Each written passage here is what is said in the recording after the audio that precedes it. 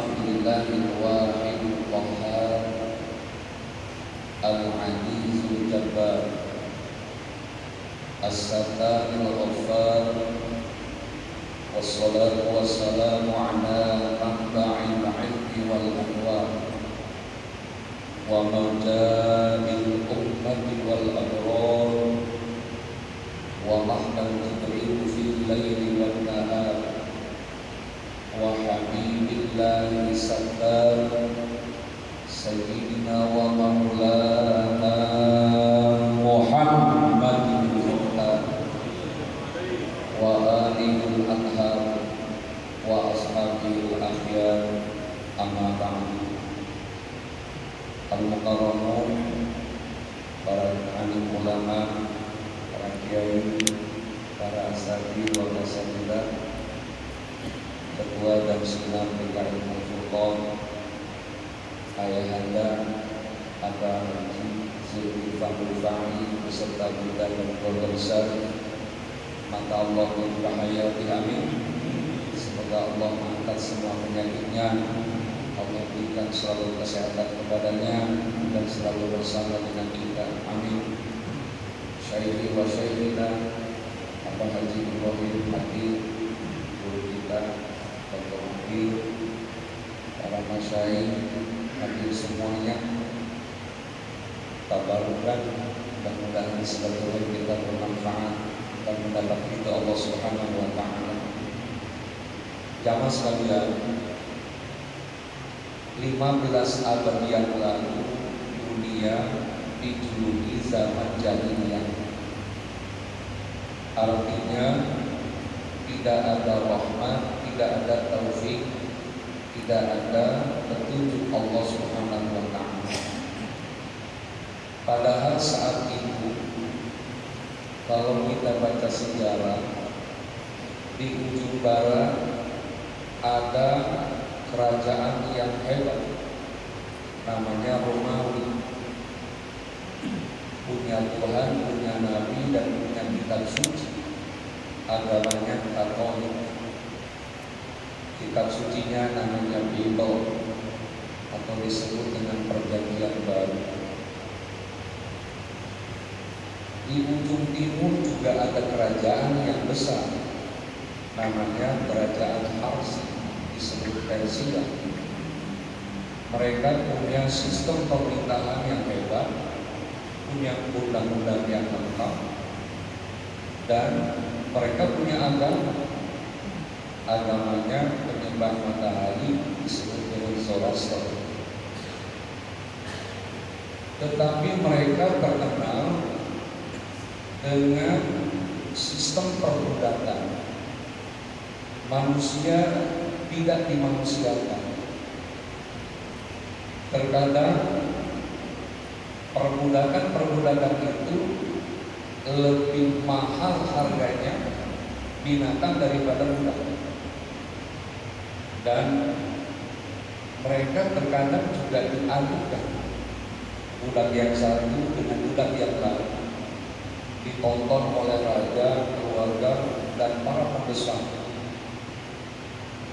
Kalau nanti budak yang satu mati, mereka berdiri tepuk tangan dan mereka merasa sukses.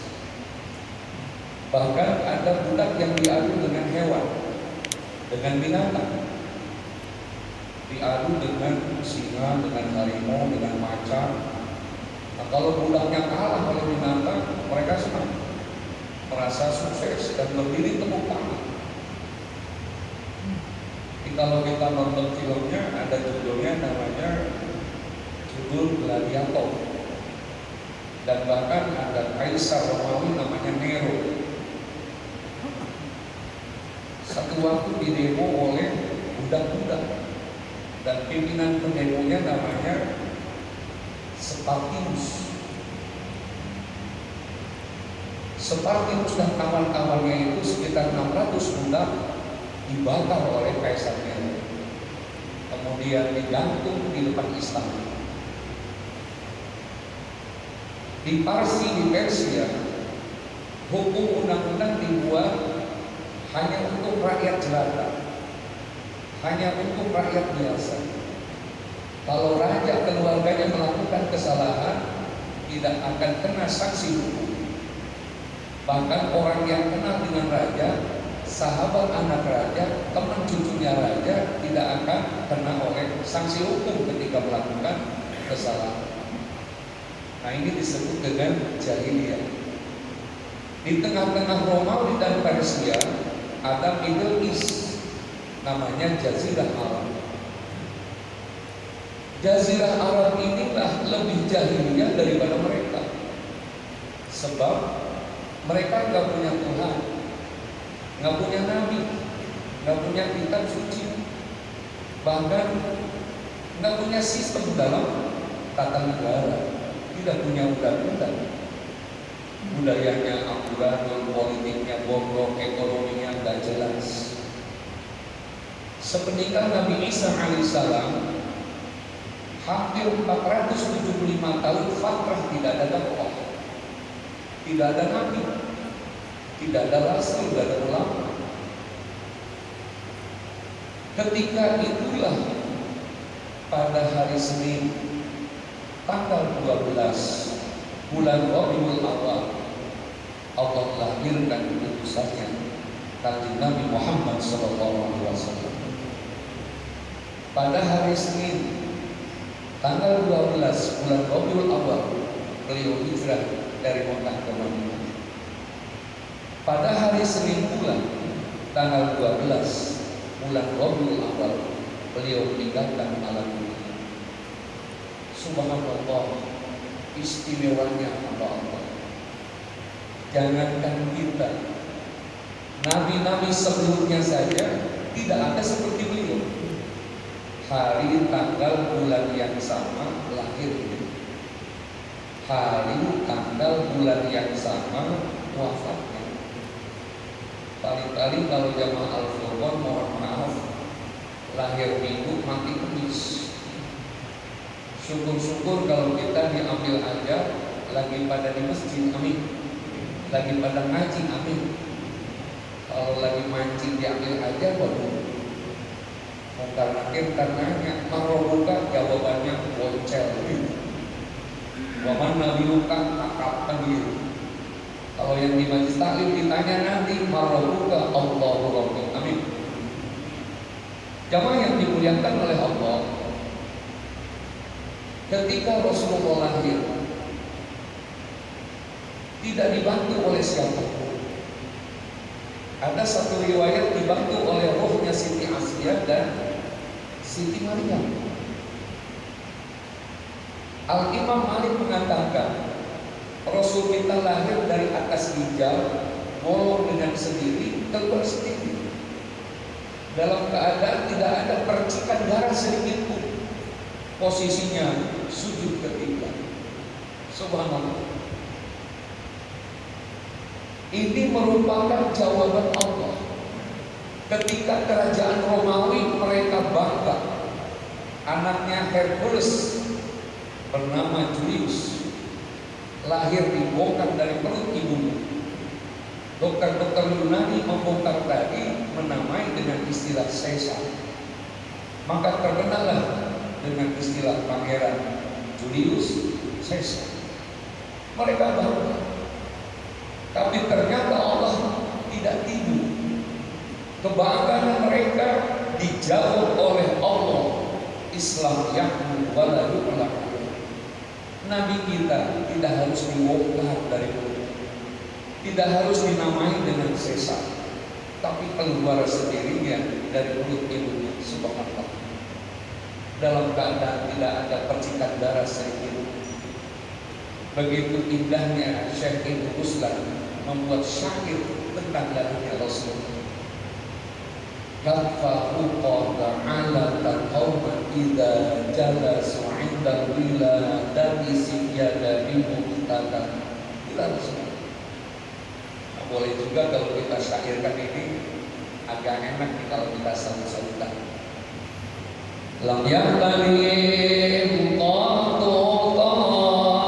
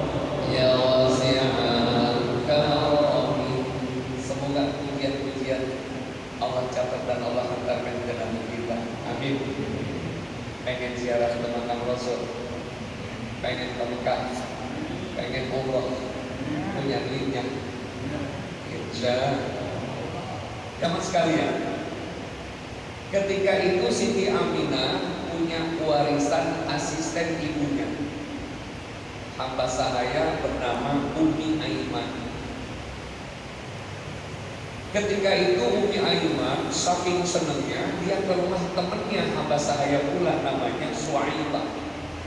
Di bahasa Cengkarengnya, "Bah, Siti Aminah udah melahirkan. Yuk kita ke rumah omnya, ke pamannya." Suaibah ini hamba sahaya Abu Lahab.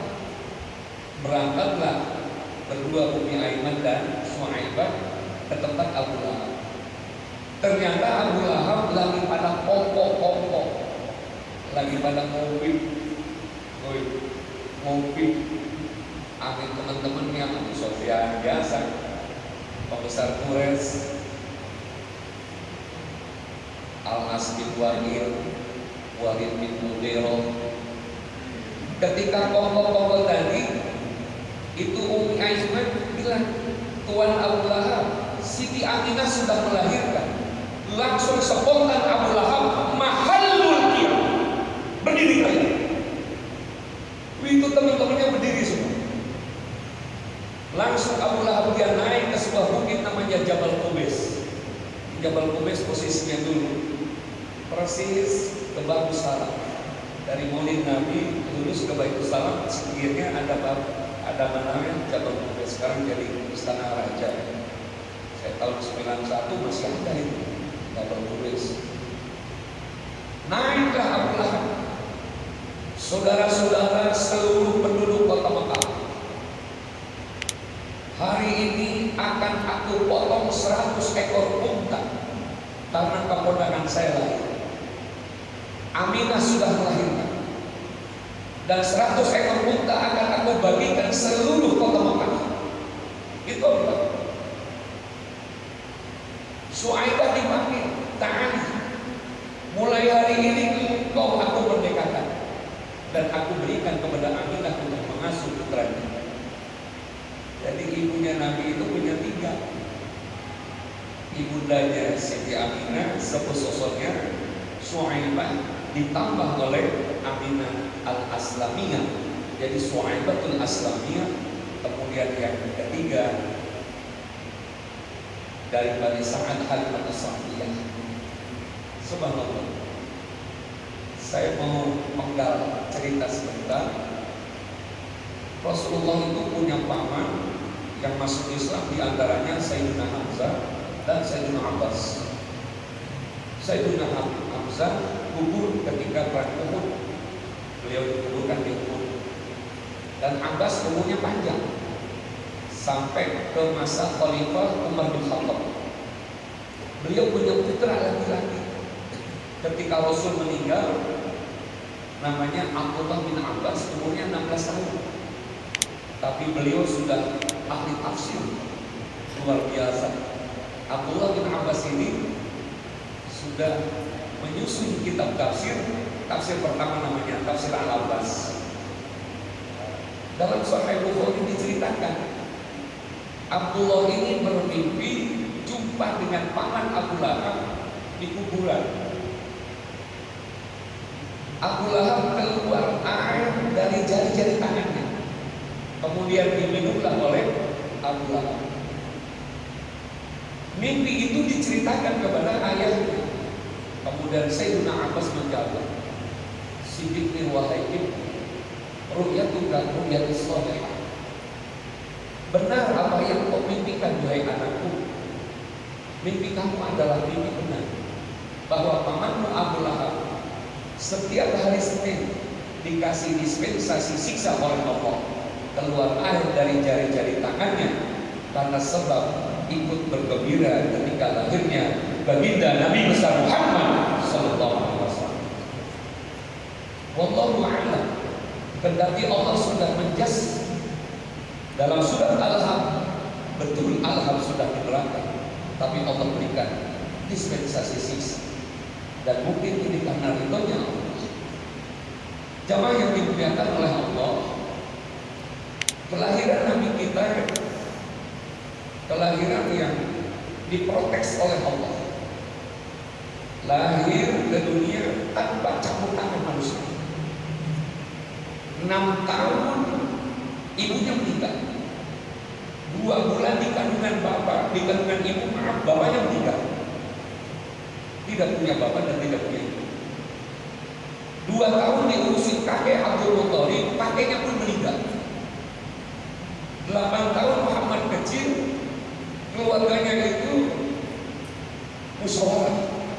Ternyata wasiat dari kakeknya harus diurusin oleh Abu Thalib. Padahal di antara keluarga bapak Nabi yang paling miskin Abu Thalib. Jadi bukan miskin lagi, miskin. Ya, kalau miskin biasa, miskin mah pintu rumahnya aja kalau dibuka bunyinya marah. Itu miskin. Beda dengan orang-orang tua yang belakang saya ini, kalau dibuka pintu rumahnya bunyinya gablek gitu. Bunyinya banget. Siapa yang dimuliakan? 8 tahun kata Abu Thalib, Muhammad, kalau untuk ganti baju di rumah silakan. Tapi kalau untuk makan dan minum nyaris tinggi. Jadi Nabi 8 tahun sudah nyari nafkah sendiri. Salah satu yang ada pekerjaan saat itu tidak ada lagi selain gembala kambing. Dan gembala kambing di sana luar biasa. Kota Mekah yang kecil, penduduknya yang sedikit, tapi suku kelompok golongan yang hampir kurang lebih 113 suku kelompok. Dan mereka punya persembahan masing-masing. Bahkan kalau kelompok yang satu punya kambing, punya unta kambingnya makan rumput ke kelompok yang lain, itu bisa mengakibatkan perang. Jahilnya mereka. Berarti sungguh Muhammad kecil ini diprotes betul oleh Allah. Gembala kambingnya punya orang, berangkat bawa 10 ekor, pulang harus bawa 10 lagi. Kan tanggung jawabnya berat. Udah begitu lokasinya dibatasi, tidak boleh makan rumput ke lokasi yang lain. Masya Allah, kayak apa? Jadi berangkat 10 ekor, pulang harus 10 ekor. Beda dengan kabayan. Kalau kabayan kan beda sudah. Yang menterbo bawa 10, pulangnya bingung dia. Kok kerbau ada 9? Padahal yang dinaikin aku nggak itu sama dia. Bilang balik lagi padahal aku yang dinaikin dari itu apa itu? Ini Nabi. Terus terkenal Muhammad kecil. Sampai-sampai orang Mekah semuanya pengen kambing untanya digembalain oleh Nabi. Sebab yang lain lahirnya biasa, beranaknya 1, 2, ini beranaknya 3, 4. Dan setiap gembala rumputnya selalu hijau.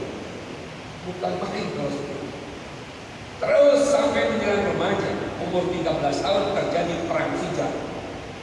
Dan Muhammad remaja sudah ngasah pedang, sudah ngasah tombak untuk membantu pamannya Abu Talib. Kenapa terjadi perang Hijaz? Ada salah satu bani di luar kota Mekah berkunjung ke Mekah bawa unta. Ada pemuda Mekah yang nakal, untanya dipotong, untanya disate, untanya dimatikan.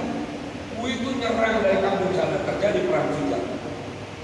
Jadi hal sepele aja seperti itu, betapa jahiliyahnya Mekah. Kemudian Muhammad kecil umur 13 tahun melamar kerja sebuah perusahaan yang hebat di Mekah, punya seorang perempuan bernama Siti Khadijah, janda kaya beranak 2, suaminya meninggal, bapaknya Khuwailid namanya tokoh sentral kota Mekah. Bahkan saat itu Khadijah, subhanallah, barang impor ekspor yang masuk ke Mekah tanpa ada tanda tangan Siti Khadijah tidak bisa masuk. Hebatnya luar biasa. Begitu jadi karyawan, hari, minggu, bulan, tahun Siti berganti. Umur 15 tahun sudah dipercaya untuk mengawal kafilah dagang sampai ke Syam. Syam itu 5 negara: Palestina, Libanon, Syria, Irak, Jordania, dan Palestina. Sudah mengawal umur 15 tahun. Kalau kita mau mencontoh hidup, jangan jauh-jauh. Rasulullah kita baca sejarah. Adakah orang Cengkareng, anak remaja umur 15 tahun sudah dagang bakso ke Singapura? Sudah dagang ke Malaysia? Sudah melangsung ke luar negeri? Itulah Rasulullah. Luar biasa.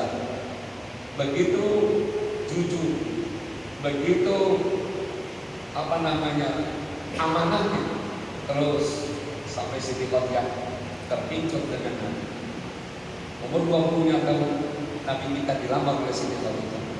Padahal Nabi Muhammad itu subhanallah tidak sedikit gadis-gadis Mekah yang terpincut kepadanya.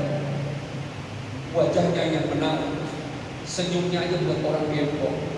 Makanya kalau kita lebihin, ada seorang penyair ketika Rasul mempersunting Siti Khadijah, hampir 200 gadis Mekah pingsan.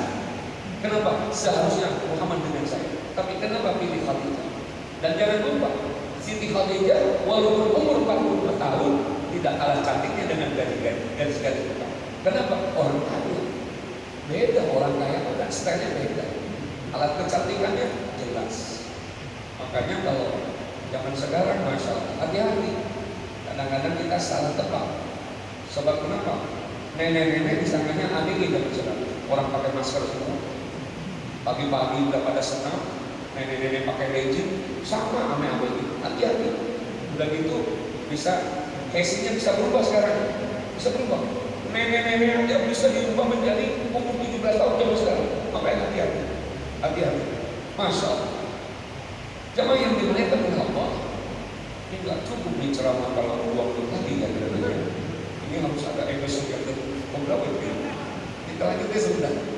Nah, subhanallah, ketika Rasulullah nikah dengan Siti Khadijah, begitu membangun mahligai rumah tangga, semua menjadi sorotan. Rumah tangga yang indah, yang sakinah, mawaddah warahmah. Apa itu sakinah? Kedamaian, ketentraman, mawaddah warahmah, penuh dengan cinta dan kasih sayang. Terus sampai umur 40 tahun, Rasulullah ketika menginjak umur 40 tahun, melihat kota Mekah, orang Mekah yang begitu ramai karakternya yang jahiliyah tadi, beliau bertahanus menyendiri ke sebuah tempat namanya Gua. Terus menyendiri. mentafakuri masyarakat Mekah yang begitu luar biasa, amarah, jauh dari etika, jauh dari akhlak. Orang Mekah itu orang Arab, yang namanya khamr, minuman Arab itu biasa minum sambil makan, udah biasa. Masalah lebih keripik, lepoan, minum magadon, bangsa topi nenek, bangsa brandy, Johnny Walker, Martini, Columbus, Double 07 itu udah biasa. Itu sambil makan jadi orang Arab. Kenapa?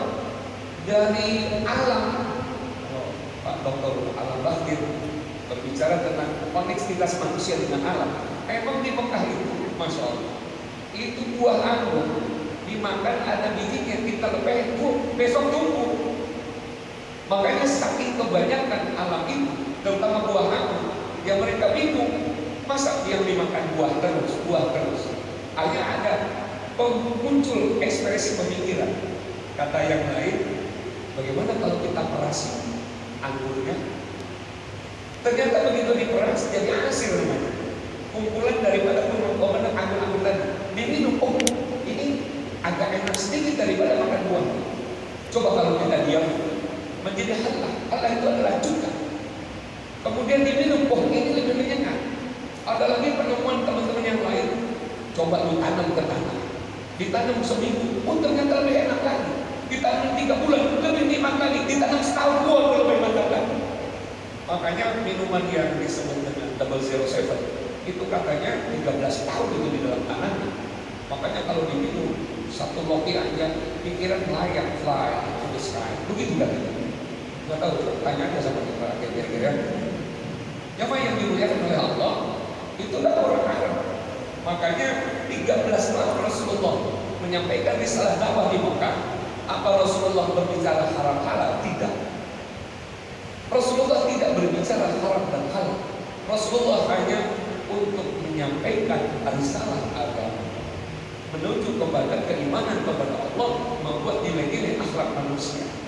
Makanya satu waktu ada sahabat yang sudah masuk Islam tapi masih jadi pemabuk. Begitu sholat dalam kondisi mabuk, kan tidak jelas sholatnya.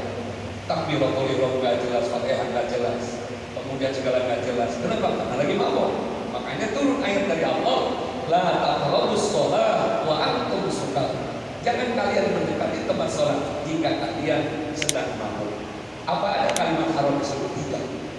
Jadi di situ hanya dilarang masuk masjid. Akhirnya kata para pemabuk tadi, perlu kita dilarang masuk masjid. Sementara jam 12 sudah lohor, jam 3 asar, jam 6 maghrib, jam 7 isya. Kita istirahat jam setengah 4, subuh bangun lagi. Kapan sempat maboknya nih kita? Lebih baik kita berdiam. Itu hebat dakwah luar biasa. Ketika tahanus beliau di Gua Hira mendapatkan wahyu yang akan menjadi nabi dan rasul. Baru di situ Allah pesan moral kepada nabi kita. Kata Allah, innama bu'istu liutammima makarimal akhlaq. Kenapa saya katakan Allah? Karena ini hadis qudsi. Kalimatnya dari Allah, lafaznya dari Rasulullah SAW. Sesungguhnya kata Allah, diutusnya Muhammad bin Abdullah sebagai nabi dan rasul ke alam dunia adalah untuk memberesin akhlak manusia. Subhanallah. Jadi akhlak, etika, moral. Maka kata Rasul dalam hadis yang lain, begitu indah Rasul katakan, seorang yang ilmunya tinggi tapi tidak berakhlak, maka ilmunya tidak bermanfaat. Kira-kira kriteria profesor, doktor, insinyur, doktoralis, MA, MPA, MCK, tapi tidak punya akhlak, dia tidak berilmu sesungguhnya. Maka akhlak adalah modal, fondasi setiap manusia. Rasul ketika bicara koneksitas manusia dengan manusia, Rasul memanusiakan manusia. Ketika zaman jahiliyah dulu sebelum Rasul diutus, wanita tidak ada harganya. Begitu Rasul diutus menjadi Rasul dan Nabi, diangkat wanita menjadi harkat dan martabat yang tinggi. Bahkan satu waktu ada sahabat bertanya ke Rasulullah, ya Rasulullah, siapakah orang yang pertama aku muliakan di dunia? Rasul menjawab, ibu. Yang kedua, ibumu. Yang ketiga, ibumu. Selanjutnya, abu, bapakmu. Berarti bapak satu, ibu tiga. Ibu tiga, bapak satu. Bapak satu, ibu tiga. Subhanallah. Itu Rasulullah. Al-jannatu tahta aqdamil ummahat. Surga di bawah kaki ibu. Tidak pernah Rasulullah berbicara di kaki bapak. Dulu ketika zaman jahiliyah, ketika wanita haid, wanita ada darah kotoran, tidak boleh tinggal di rumah. Jangankan dia tidur dengan suami, makan dengan keluarganya pun tak boleh. Jadi perempuan kalau lagi haid itu ambak-ambakan di luar rumah. Ada yang di jalan Perancis, jengin, dada, belakang Indonesia, mantan benih, ayam ulu, orang di Batang Marunda, separuhnya dia kira-kira begitu. Dulu zaman jahiliyah. Jadi wanita tidak ada harganya lebih mahal sampah daripada kita. Bagaimana Rasulullah bergaul? Tidak ada klasifikasi sosial. Dengan siapapun Rasulullah bergaul. Dengan orang kaya sekalipun Abu Bakar Siddiq, Rasul bisa bergaul. Dengan orang miskin sekalipun Rasulullah bisa bergaul. Subhanallah, itulah Rasulullah. Ketika Rasul menasihati orang, seakan-akan orang itu tidak dinasihati oleh Rasulullah. Saya ambil contoh, maaf. Rasul ketika berangkat ke masjid, ada sahabat yang lagi ngurusin binatang burung. Kata Rasul, senang ame burung ya? Senang Rasul. Kalau senang, bikinkan kandang sejauh mana dia terbang. Apa ada dilarang oleh Rasulullah itu? Kata Rasul, bikinkan kandang sejauh mana dia terbang. Berarti harus dilepas burungnya. Tapi minggu depan begitu Rasulullah melewati dia, lagi ngurusin burungnya juga. Kata Rasul, masih ngurusin burung? Iya Rasul, ini senang sekali suaranya merdu Rasul. Oh, kalau gitu, itu burungnya betina apa jantan? Jantan Rasul kasih betina. Tuh. Berarti kalau betina dengan jantan boleh gak? Boleh. Itu Rasulullah. Dan Rasulullah penuh dengan siasat. Satu waktu Rasulullah sedang rehat di depan rumahnya, duduk santai dengan istrinya. Datang orang lain, simut lari. Datang kemudian bawa pedang. Itu yang bawa pedang nanya ke Rasulullah, Muhammad, lihat orang enggak tadi lari? Begitu Rasul bicara, belum jawab. Saya tidak pernah melihat orang ketika saya berdiri. Padahal beliau melihat orang itu, tapi posisinya keadaan duduk. Masya Allah, itu Rasulullah. Belum lagi tadi orang miskin. Beliau punya sahabat, namanya Nu'man. 1 menit tadi saya cerita. Nu'man ini orangnya kismin luar biasa. Satu waktu Nu'man istrinya ngidam, pengen makan kurma. Karena miskin, kurma aja gak ada, walaupun orang kaya. Karena beliau merasa dekat dengan Rasulullah, Nu'man ke pasar. Kata Nu'man, kalau tukang kurma, bang, kurma 1 kilo. Nanti yang bayar Rasul begitu. Dia bawa ke kurma 1 kilo ke rumah Rasul. Alasannya apa? Pengen sedekah sama Rasul. Rasul paham Nu'man itu tak punya apa-apa. Ketika Rasul katakan, Nu'man, ini apa? Sedekah buat Rasul. Jangan Nu'man aja yang butuh. Ini sedekah buat Rasul. Nu'man aja yang butuh. Ini sedekah buat Rasul. Begini aja, saya cicipin 1, separuhnya bawa ke Nu'man. Nu'man bawa ke kurma. Dia bilang di jalan, kalau nggak begini istri gua nggak makan kurma. Subhanallah. Itulah Rasulullah. Tapi Nu'man umurnya pendek. Ketika beliau meninggal ke Nu'man, Rasul mandiin, Rasul kafani, Rasul sholatkan, Rasul kuburkan sampai ke lubang laharnya. Itulah pergaulan Rasulullah. Begitu pulang Rasulullah kuburin Nu'man, dapat 7 langkah Rasul ketawa. Nu'man, jangankan hidupnya, matinya pun bikin saya ketawa. Maksudnya apa? Nu'man itu kan humoris. Ketika ditanya Munkar Nakir, "Marabbuka, siapa Tuhanmu?" "Allahu Rabbi." "Wa man nabiyuka?" "Siapa nabimu?" Noh lagi jalan di atas, begitu kata Nu'man. Demikian, terima kasih, mohon maaf. Assalamualaikum warahmatullahi wabarakatuh.